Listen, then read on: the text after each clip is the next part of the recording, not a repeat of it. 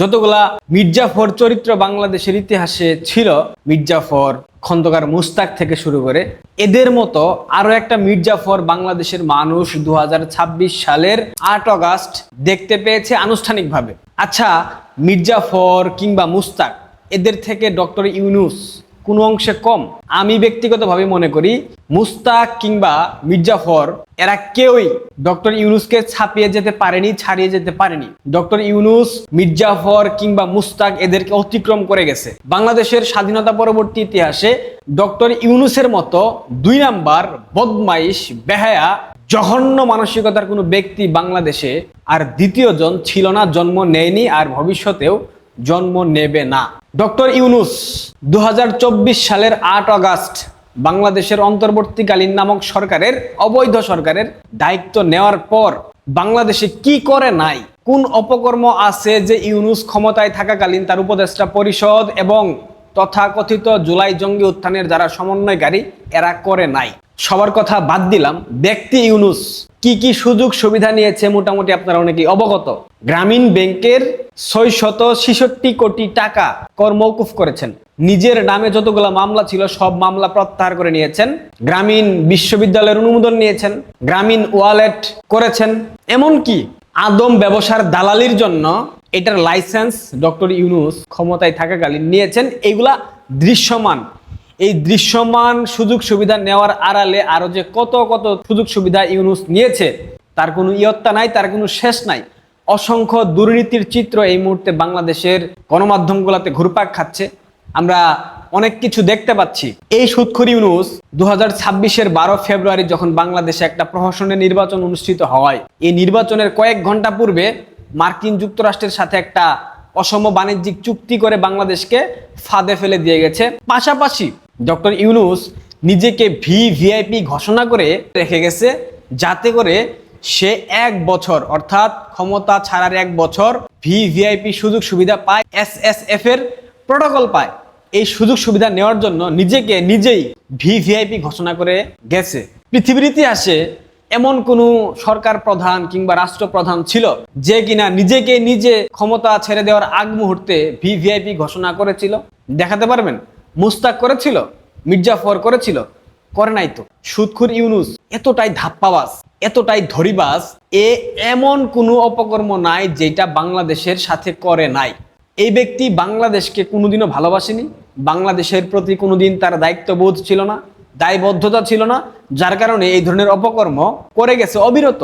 বাংলাদেশের বর্তমান সরকারের প্রধানমন্ত্রী জনাব তারেক রহমান অবশেষে ডক্টর ইউনূসের যে নিজেকে ভিভিআইপি ঘোষণা করা, এসএসএফ সুবিধা পাওয়া, এটাকে 12 মাস থেকে অর্থাৎ 1 বছর থেকে কমিয়ে 6 মাস করেছে। কালের কণ্ঠের সংবাদটা আপনাদের দেখা উচিত। ডক্টর ইউনূসের অতি গুরুত্বপূর্ণ ব্যক্তির মর্যাদা 6 মাস কমালো সরকার। ত্রয়োদশ জাতীয় সংসদ নির্বাচনের 2 দিন আগে গত 10 ফেব্রুয়ারি এক প্রজ্ঞাপনে ডক্টর ইউনূসকে অতি গুরুত্বপূর্ণ ব্যক্তি হিসেবে ঘোষণা করা হয়। নির্বাচিত সরকার গঠনের 2.5 মাসের মাথায় তা কমিয়ে 6 মাস করা হলো। ফলে তার জন্য 1 বছরের বিশেষ নিরাপত্তা বাহিনীর এসএসএফ নিরাপত্তা সুবিধা 6 মাস কমে 6 মাস হয়েছে। অর্থাৎ 12 মাস থেকে কমিয়ে 6 মাস করা হয়েছে। সে 6 মাস ভিভিআইপি থাকতে পারবে, অর্থাৎ অলরেডি 2.5 মাস চলে গেছে, আর বাকি থাকে 3.5 মাস। অর্থাৎ সামনের আগস্ট মাসের 10 তারিখ সুদখোর ইউনূসের ভিভিআইপি যে আদেশ এটা বাতিল হয়ে যাবে, শেষ হয়ে যাবে, মেয়াদ অতিক্রম করবে। সুদখোর ইউনূস বাংলাদেশের ক্ষমতায় বসেছিল 8 আগস্ট, আর ক্ষমতা ছাড়তে হচ্ছে 2026 সালের 10 আগস্ট। আগস্ট মাসে ইউনূস চক্রান্ত করে বিদেশি শক্তিদের সহায়তায় বাংলাদেশের নির্বাচিত সরকারকে সরিয়ে একটা প্রতিক্রিয়াশীল গোষ্ঠীকে সাথে নিয়ে সরকার গঠন করেছিল। ক্ষমতার মসনদে ছিল প্রায় 2 বছর। এখন এই আগস্ট মাসেই ইউনূসের এই ভিভিআইপি ক্ষমতা শেষ হয়ে যাবে, অর্থাৎ আর এসএসএফ এর প্রটোকল পাবে না। রাস্তাঘাটে বের হলে সাধারণ মানুষের মতো, সিভিলিয়ানদের মতো বেরোতে হবে। এখন ইউনূস যা যা করেছে, ইউনূস তো বাংলাদেশের ইতিহাসে সর্বোচ্চ অপরাধী। 1971-এর জামাত যেমন বাংলাদেশের মা বোনদেরকে হত্যা করেছিল, মুক্তিযোদ্ধাদেরকে হত্যা করেছিল, ঠিক একইভাবে জুলাই আগস্টের জঙ্গি উত্থানে, মেটিকুলাস অভ্যুত্থানের মাধ্যমে, মেটিকুলাস পরিকল্পনার মাধ্যমে ইউনূস বাংলাদেশের সাধারণ মানুষকে হত্যা করেছে, ছোট ছোট শিশু বাচ্চাদেরকে হত্যা করেছে। ঠিক তারই ধারাবাহিকতায় গত 2 মাস যাবৎ বাংলাদেশে হামের প্রকোপে যেই শিশুগুলা মৃত্যুবরণ করছে এইগুলার দায় ইউনূসকে নিতে হবে, এবং ইউনূসকে যদি এই দায় নিয়ে এই সরকার কিংবা পরবর্তীতে অন্য কোনো সরকার আইনের আওতায় আনে, নিঃসন্দেহে ইউনূসের মৃত্যুদণ্ড হয়ে যাবে। প্রচলিত আইনে মৃত্যুদণ্ড হবে, কারণ ইউনূস প্রায় 350 শিশু হত্যার জন্য দায়ী। সারা বাংলাদেশে হামে এ পর্যন্ত অনানুষ্ঠানিক হিসাব অনুযায়ী প্রায় 400-র মতো শিশু মারা গিয়েছে, কারণ ইউনূসের ক্ষমতায় থাকাকালীন সরকার, অন্তর্বর্তীকালীন সরকার হামের টিকা আমদানি করে নাই। সুতরাং এই দায়টা ইউনূসকে নিতে হবে।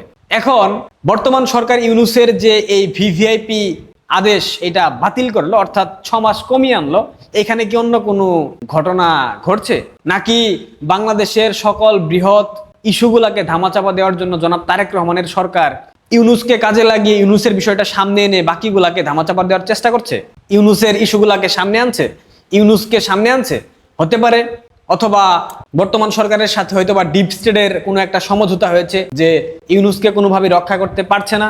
যদি ইউনূসকে রক্ষা করতে হয়, সেই ক্ষেত্রে বর্তমান সরকার ডিপ স্টেটের কিংবা মার্কিন যুক্তরাষ্ট্রের যে চাহিদা বাংলাদেশে সেগুলো পূরণ করতে পারবে না, কারণ বাংলাদেশের মানুষ এই অসম বাণিজ্য চুক্তি সম্পর্কে অলরেডি জেনে গেছে, বুঝে গেছে। তারা অলরেডি প্রতিবাদ করা শুরু করে দিয়েছে। সামাজিক যোগাযোগ মাধ্যমে অনেকে লেখালেখি করতেছে, অনেকে ভিডিও বানাচ্ছে। এখন যদি ইউনূসকে রক্ষা করতে হয়, সেই ক্ষেত্রে তারা তাদের চুক্তি বাস্তবায়ন করতে পারবে না। এই ধরনের কোনো কথা হয়েছে কিনা সেটা সময় বলে দেবে। তবে আজকে এই ভিডিওতে একটা ভবিষ্যৎবাণী করে যায়, ইউনূস যদি 10 আগস্টের পর বাংলাদেশে অবস্থান করে, বাংলাদেশের যেই প্রান্তেই থাকুক, যেই কর্নারেই লুকিয়ে থাকুক, বাংলাদেশের মানুষ তাকে রাস্তাঘাটে পেলে বিশ্বাস করেন ছাল বাকল তুলে ফেলবেই। এখান থেকে ইউনূসকে কেউ রক্ষা করতে পারবে না, কারণ বাংলাদেশের মানুষ বুঝে গেছে ইউনূস একটা আপাদমস্তক বাটপার, ইউনূস একটা আপাদমস্তক টাউট, আন্তর্জাতিক মানের চিটার, আন্তর্জাতিক মানের বদমাইশ। এই বদমাইশের সাথে বাংলাদেশের কোনো বদমাইশকে তুলনা করা যাবে না, কারণ এই মানুষরূপী এই হায়ানা বাংলাদেশের শিশুদেরকে হত্যা করেছে। বাংলাদেশ একটা স্থিতিশীল রাষ্ট্র ছিল, এখান থেকে এই দেশটাকে অস্বাভাবিক বানিয়েছে, এই দেশটাকে নর্দমার মধ্যে ফেলে দিয়েছে এই সুদখোর ইউনূস। এই মার্কিন বাণিজ্য চুক্তির ফলে বাংলাদেশকে কি পরিমাণ ভোগ দিতে হবে আপনাদের কোনো আইডিয়া নাই। আর যদি আইডিয়া পেতে চান, এই বাণিজ্য চুক্তি সম্পর্কে একটু পড়াশোনা করেন, বুঝে যাবেন ইউনূস বাংলাদেশকে কোথায় ফেলে শান্তিতে চলাফেরা করতেছে। বাংলাদেশের যারা সচেতন শ্রেণী, এই মানুষগুলো ইউনূসকে কখনোই ছাড়বে না। আমি কিছু করবো না, আমরা তো ভাই দেশে থাকি না, আমরা জাস্ট আপনাদেরকে দেখাচ্ছি, কোনো হুমকি ধামকি ইউনূসকে আমি দিচ্ছি না। বাংলাদেশের মানুষ তাদের হিসাব চুকাবে, সেটা আমরা চেয়ে চেয়ে দেখবো। আনিস আলমগীর সামাজিক যোগাযোগ মাধ্যমে একটা স্ট্যাটাস দিয়েছে, আপনারা কিয়া হোগা কালিয়া। ইউনূসকে কেন্দ্র করে ইউনূসের কি হবে সেটা সময় বলে দেবে। তবে যদি তারেক রহমানের সরকার এই মুহূর্তে কিছুটা হলেও রক্ষা পেতে চায়, জনপ্রিয়তা কিছুটা হলেও ধরে রাখতে চায়, ওই পিআর টিমের জনপ্রিয়তা দিয়ে আসলে কিছু হবে না। সেই ক্ষেত্রে ইউনূসকে আইনের আওতায় এনে প্রচলিত আইন অনুযায়ী, বাংলাদেশের প্রচলিত বিদ্যমান আইন অনুযায়ী তার বিচার কার্য সম্পাদন করুক, তার শাস্তি নিশ্চিত করুক, দেখবেন বাংলাদেশের মানুষ অনেক খুশি হবে। এখন এই সরকার সেটা করবে কিনা সেই সরকারের উপর নির্ভরশীল। প্রিয় দর্শক, ভালো থাকবেন, ধন্যবাদ।